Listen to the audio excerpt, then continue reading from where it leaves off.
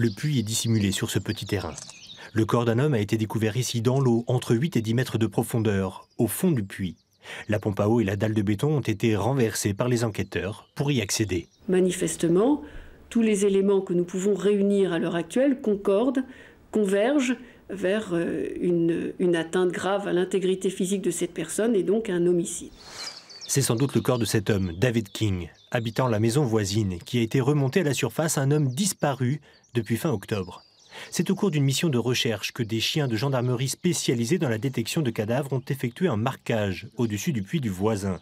Aussitôt, le propriétaire du terrain, un homme de 28 ans, a été placé en garde à vue. Très brièvement, il évoque une altercation avec son voisin et il admet avoir déposé le corps dans le puits de sa propriété. Et de sources proches de l'enquête, l'altercation aurait pu survenir après un flagrant délit de vol chez le voisin britannique. Dans ce village aux 200 âmes, au cœur du bocage virois, les langues se délient. Selon les voisins, les larcins se sont multipliés depuis l'arrivée du jeune homme, sans ressources. Je leur en ai parlé aux gendarmes. Peut-être un lien, effectivement, ouais. Et justement, c'est ce que je disais, c'était quelqu'un qui doit être dans le besoin. Donc les vols à Pierre, c'était surtout dans les jardins potagers, la volaille.